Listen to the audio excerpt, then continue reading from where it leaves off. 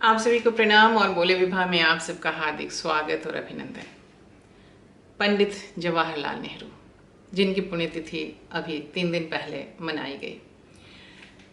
नेहरू जी को याद करते समय मुझे बचपन का वो गीत याद आता है जो रफ़ी साहब ने गाया था, और उसको गुनगुनाते हुए हम लोग बड़े हुए थे। मैं उसकी 2 लाइन आपको सुनाना चाहूँगी। करती है फरियाद ये धरती कई हजारों साल, तब होता है जाकर पैदा एक जवाहरलाल। 14 नवंबर 1889 1889 को नेहरू जी का जन्म हुआ था, और 27 मई 1964 को वे इस दुनिया को अलविदा कह गए। उनकी स्मृति को नमन करते हुए श्री अटल बिहारी वाजपेयी जी ने अपने श्रद्धा सुमन अर्पित किए थे। आइए वहीं से बात शुरू करते हैं, और पहले वाजपेयी जी के जो बोल हैं, वाजपेयी जी की जो श्रद्धा है, वह उसे सुनते हैं, उसे देखते हैं। वाजपेयी जी कहते हैं, महोदय, एक सपना था जो अधूरा रह गया, एक गीत था जो गूंगा हो गया, एक लौ थी जो अनंत में विलीन हो गई। एक सपना था एक ऐसे संसार का जो भय और भूख से रहित होगा। गीत था एक ऐसे महाकाव्य का जिसमें गीता की गूंज और गुलाब की गंध थी। लौ थी एक ऐसे दीपक की जो रात भर जलता रहा, हर अंधेरे से लड़ता रहा और हमें अपना रास्ता दिखाकर एक प्रभात में निर्वाण को प्राप्त हो गया। मृत्यु ध्रुव है, शरीर नश्वर है। कल कंचन की जिस काया को हम चंदन की चिता पर चढ़ाकर आए, उसका नाश निश्चित था। लेकिन क्या यह जरूरी था कि मौत इतनी चोरी छिपे आती? जब संगी साथी सोए पड़े थे, जब पहरेदार बेखबर थे, हमारे जीवन की एक अमूल्य निधि लुट गई। भारत माता आज शोक मग्ना है, उसका सबसे लाडला राजकुमार खो गया। मानवता आज खिन्न मना है, उसका पुजारी सो गया। शांति आज अशांत है, उसका रक्षक चला गया। दलितों का सहारा छूट गया, जन जन की आंख का तारा छूट गया। यवनिका पात हो गया। विश्व के रंगमंच का प्रमुख अभिनेता अपना अंतिम अभिनय दिखाकर अंतर्ध्यान हो गया।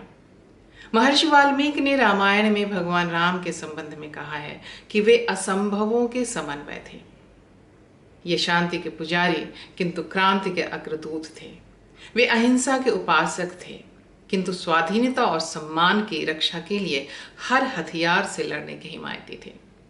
वे व्यक्तिगत स्वाधीनता के समर्थक थे, किंतु आर्थिक समानता लाने के लिए प्रतिबद्ध थे। उन्होंने समझौता करने में किसी से भय नहीं खाया, किंतु किसी से भयभीत होकर समझौता नहीं किया। उनमें उदारता भी थी, दृढ़ता भी थी। यह दुर्भाग्य है कि इस उदारता को दुर्बलता समझा गया, जबकि कुछ लोगों ने उनकी दृढ़ता को हठवादिता समझा। महोदय, जिस स्वतंत्रता के वे सेनानी और संरक्षक थे, आज वह स्वतंत्रता संकटापन्न है। संपूर्ण शक्ति के साथ हमें उसकी रक्षा करनी होगी। जिस राष्ट्रीय एकता और अखंडता के वे उन्नायक थे, आज वह भी विपदाग्रस्त है। हर मूल्य चुकाकर हमें उसे कायम रखना होगा। जिस भारतीय लोकतंत्र की उन्होंने स्थापना की, उसे सफल बनाया, आज उसके भविष्य के प्रति भी आशंकाएं प्रकट की जा रही हैं। हमें अपनी एकता से, अनुशासन से, आत्मविश्वास से इस लोकतंत्र को सफल करके दिखाना है। नेता चला गया, अनुयायी रह गए। सूर्य अस्त हो गया, तारों की छाया में हमें अपना मार्ग ढूंढना है। यह एक महान परीक्षा का काल है। यदि हम सब अपने को समर्पित कर सकें एक ऐसे महान उद्देश्य के लिए जिसके अंतर्गत भारत सशक्त हो, समर्थ और समृद्ध हो और स्वाभिमान के साथ विश्व शांति की चिर स्थापना में अपना योगदान दे सके, तो हम उनके प्रति सच्ची श्रद्धांजलि अर्पित करने में सफल होंगे। संसद में उनका अभाव कभी नहीं भरेगा। वह व्यक्तित्व वह जिंदा दिली, विरोधी को भी साथ लेकर चलने की वह भावना, वह सज्जनता, वह महानता शायद निकट भविष्य में देखने को नहीं मिलेगी।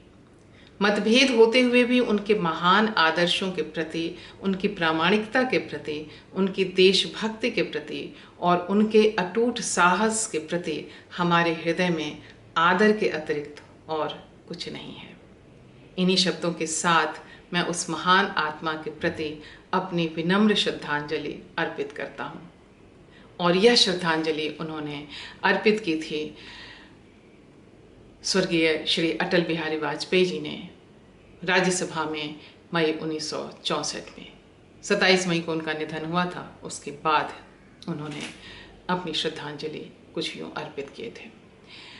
पंडित नेहरू भारत के प्रथम प्रधानमंत्री औद्योगिक भारत का सपना देखने वाले थे और उनके उस सपने की वजह से आज हमारा देश इस स्थिति में है कि वह हवाई जहाज से लेकर सुई तक वह खुद बना पा रहा है।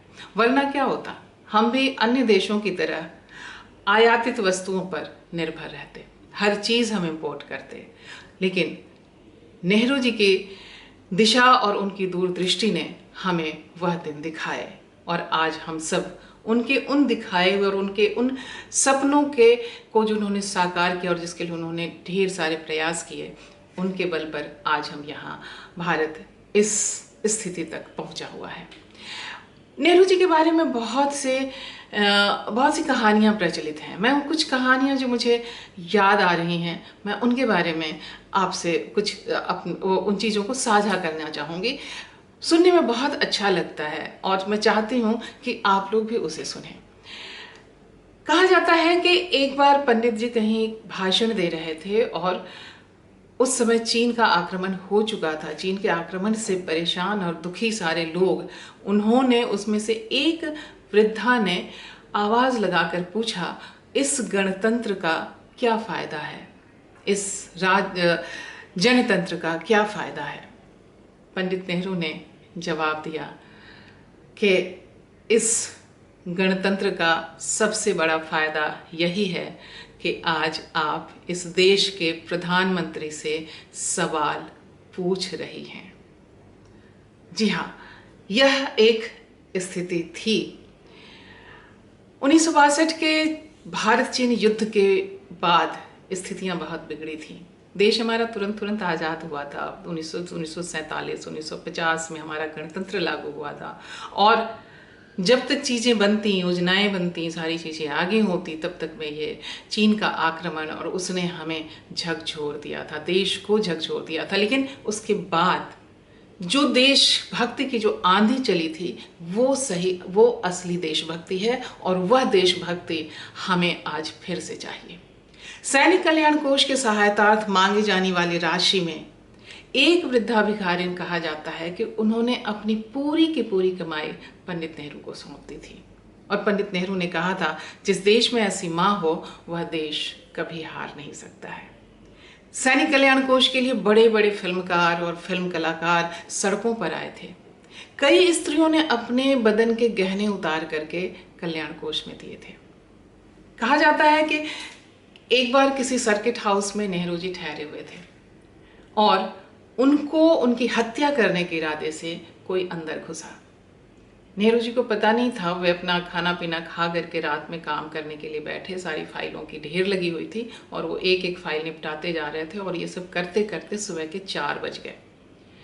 जब सुबह के 4 बजे और उनका काम खत्म हुआ, यह देखकर वह आदमी जो छुपा हुआ था वो बाहर निकला और उनके पैरों पर गिर पड़ा। उसने कहा कि मैं तो आपको मारने के लिए आया था, क्योंकि मुझे लोगों ने बताया था कि प्रधानमंत्री कोई काम वाम करते नहीं हैं और प्रधानमंत्री ऐसे उनके पास तो कुछ काम होता नहीं है।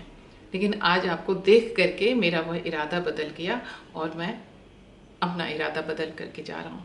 कोई शायद दूसरा होता तो उसे पकड़ लिया जाता और ये होता और ढेर सारे जो है वो उसके समाचार बनते, लेकिन उन्होंने उसे जाने दिया और कहा कि ठीक है, कम से कम तुम्हारी यह धारणा तो मिटी कि प्रधानमंत्री केवल आराम करता है। बच्चों से तो उनका प्रेम था ही, अथाह प्रेम था और इसीलिए हम सब उन्हें बचपन में, जब मुझे याद है, हम सब उन्हें चाचा नेहरू के नाम से ही जानते थे। और उनका जन्मदिन जो 14 नवंबर पड़ता है, आज भी मैं बाल दिवस के रूप में मनाती हूँ। मैं अपने अवितुको संस्था से हर साल कोशिश करती हूँ कि उस अवसर पर मैं बच्चों के लिए कोई ना कोई कार्यक्रम आयोजित करूँ उनकी याद में। मैं बहुत छोटी थी जब उनका निधन हुआ था, लेकिन अभी भी हल्की सी याद है कि हमारे यहाँ काम करने वाली चनिया दाई आई थी और माँ के सामने फपक गई थी, दीदी जी नेहरू जी चल गए थी, देश के बड़का भारी नुकसान हो गए।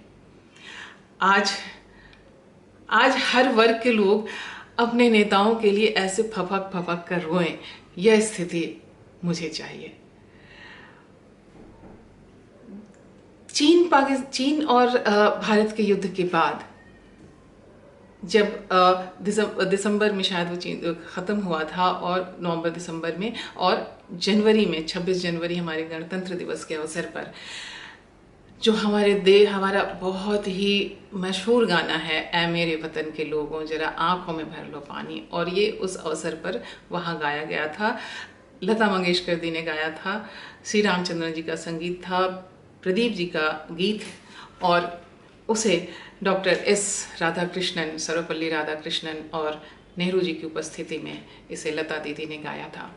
और कहा जाता है कि इस गीत को सुनते सुनते नेहरू जी रो पड़े थे, और नेहरू जी रो पड़े थे, और उन्होंने कहा था कि इस गीत से जो अपने आप को कनेक्ट नहीं कर सकता है, उसे इस देश का वासी होने का शायद कोई अधिकार नहीं। कुछ ऐसे ही शब्द थे उनके, और यह गीत तब से आज तक उतना ही अमर है। सैनिकों के बलिदान की असली गाथा कहता है। आज उन सैनिकों के बलिदान पर हमें फिर से वो आंसू चाहिए, वो असली आंसू चाहिए। एक बात, डॉक्टर रामधारी सिंह दिनकर, राष्ट्रकवि रामधारी सिंह दिनकर, जब वो संसद में थे, और एक बार कहा जाता है कि नेहरू जी और दिनकर जी दोनों संसद में जा रहे थे और हल्के से लड़खड़ा गए नेहरू जी, तो दिनकर जी ने उन्हें बढ़ करके सहारा दिया, और जब उन्होंने शुक्रिया कहा, धन्यवाद कहा नेहरू जी ने, तो दिनकर जी ने मुस्कुराते हुए कहा, राजनीति जब जब लड़खड़ाएगी साहित्य उसे सहारा देगा। आज हमें उस साहित्य की ज़रूरत है।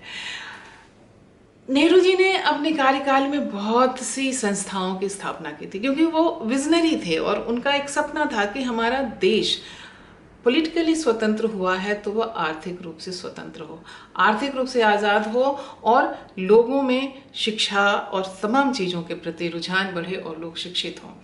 उन्होंने जिन संस्थाओं की स्थापना की, उनमें से कुछ मैं अभी खोज रही थी तो मुझे जो मिले वो ITI योजना आयोग, IIT, AIIMS, Bhilai steel plant, SAIL, BARC, ONGC, DRDO, IIM, NID, ISRO, BHEL, HAL, ये तमाम संस्थाएं उन्होंने उनके समय में बनी थी, और उनकी संस्थाओं के उन संस्थाओं के चलते ही आज हम अंतरिक्ष पर पहुंचे हैं, शिक्षा जगत में धाक रखते हैं, हमारे पास विश्व स्तरीय डॉक्टर्स और इंजीनियर्स हैं, तकनीक में हमारा लोहा माना जाता है, और सचमुच में आज नेहरू जैसे लोगों की बहुत ज़रूरत है, उनके जैसे विजनरी नेताओं की बहुत ज़रूरत है, और हम जैसे लोगों के मन में नेहरू को पढ़ने, नेहरू को समझने, उनका डिस्कवरी ऑफ इंडिया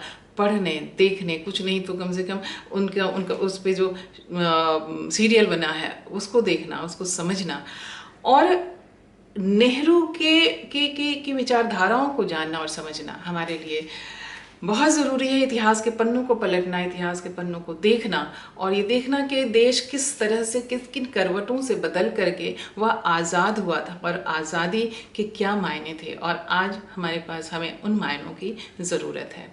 हम कल फिर आपके सामने किसी एक नए विषय के साथ आएंगे। आज नेहरू जी को अपनी श्रद्धा सुमन अर्पित करते हुए मैं अपनी बात रखती हूँ। आप हमारे साथ बने रहिए। नमस्कार, धन्यवाद, शब ख़ैर।